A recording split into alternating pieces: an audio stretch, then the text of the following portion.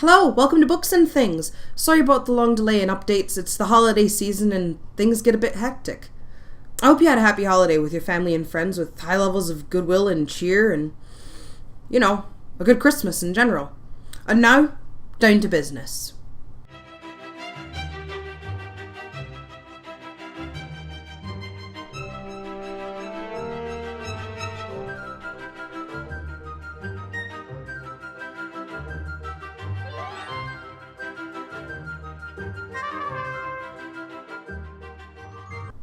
Today, I'll be reviewing the fourth book in the Harry Potter series by J.K. Rowling, Harry Potter and the Goblet of Fire.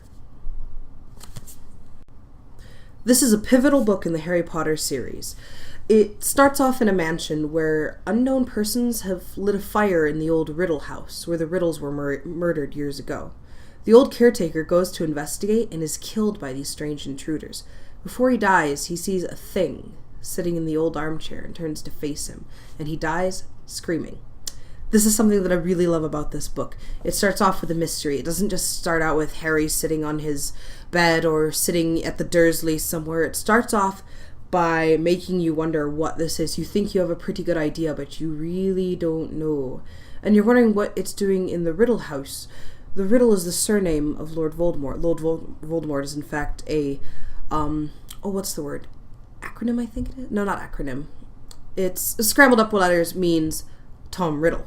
Tom Morvolo Riddle, which was the name of one of the people that used to live in the old house. Meanwhile, Harry is sitting at the Dursleys. He's waiting for his friends the Weasleys to come pick him up because they're going to the Quidditch World Cup! If you don't know what Quidditch is by now, here's an explanation.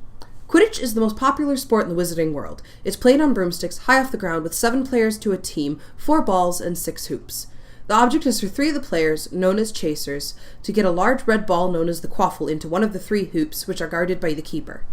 While this is happening, 2 players, known as beaters, fly around with clubs and try to keep the bludgers, these small cannonball-sized balls, from knocking other players off their brooms. There's also the Seeker, which is Harry's position on the Gryffindor team. He's the youngest Seeker in about a century. The Seeker's job is to catch the golden snitch, a small golf ball-sized golden ball with wings that rockets around. The Seeker who catches the snitch first wins an extra 150 points for their team. There are over 700 ways to commit a foul in Quidditch. And this is Harry's favorite sport, and he plays it, and the scenes in the books are just amazing. You can really honestly see just how much freedom he gets from being involved in this sport. The Quidditch World Cup was a great way for us to see other things about other wizards, not just from the UK, but from other nationalities like Bulgaria, which is the main one, France. We see a lot of different nationalities at the World Cup. Wizards all over the world come to see it. We see students from other schools, which Harry didn't even know that other wizarding schools existed. There actually is quite a bit more about that later in the book that you'll find out about.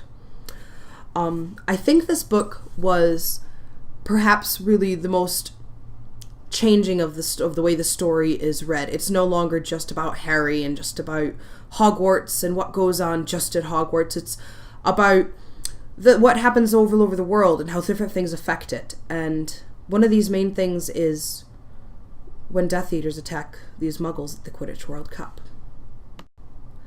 Death Eaters were the servants of Lord Voldemort. They would go out and, basically do his will, torturing and maiming Muggles for fun. So the return of these causes a lot of panic. The Dark Mark, which is a skull with a snake coming out of its mouth, gets shot into the sky by somebody. We don't know who at all. Harry and Ron and Hermione all witness it. The suspect that is basically brought forward is Barty Crouch's elf, known as Winky. It seems highly unlikely she knows how to conjure the Dark Mark, don't you think? But we see a bit of the conflict in here between interspecies, I suppose, interspecies relations when he just fires Winky on the spot because she brought shame on his household. This is unfortunately the attitude a lot of wizards have towards humanoids that are not human wizards, such as house elves, such as goblins, centaurs, merpeople, you name it. and somebody has a bit of prejudice. This is going to play a large role in a later book. We also see a bit more of the conflict between wizards and Muggleborns and Muggles. It's very difficult to talk about, I guess. I'm sorry. I'm doing a terrible job with this. But then Harry goes back to Hogwarts, and we find out that there's an event happening known as the Triwizard Tournament. The Triwizard Tournament is a competition that takes place between 3 wizarding schools: Hogwarts, Beauxbaton, and Durmstrang. Durmstrang is a foreign school, as is Beauxbaton, and it involves these 3 schools coming together to compete for the Triwizard Cup. Now, how these names are chosen, and only one champion from each school can compete, is the Goblet of Fire. The Goblet of Fire is under a powerful enchantment, and only those over the age of 17, legal wizarding age, are going to be allowed to compete.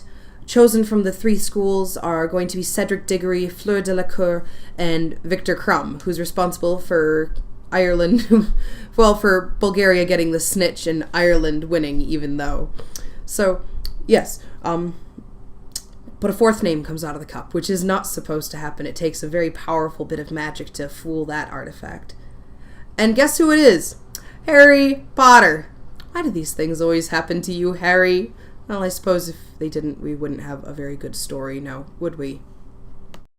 Harry will have to learn powerful magic in order to keep up with these much older opponents. He's only 14. They're 17. That's 3 years that they've had to learn. And the Triwizard Tournament, people have literally died in. It requires facing down monsters such as dragons. It faces mer people and eventually a maze that might not end up where you think you are going to. Through this book, Harry meets a new professor called Mad-Eye Moody, who has a mad eye. It swirls around and can see through the back of his head and all sorts of weird stuff. He's an ex-ministry employee who's known as an Auror. Aurors are those basically that are out to protect the wizarding world from Death Eaters. They're and other, bad things like that. They're the police of the wizarding world. That's what they are. This is also the first book that Harry starts to learn about girls! There's a dance known as the Yule Ball where Harry and Ron both have a very hard time finding a date, and which Hermione ends up going with Victor Crumb.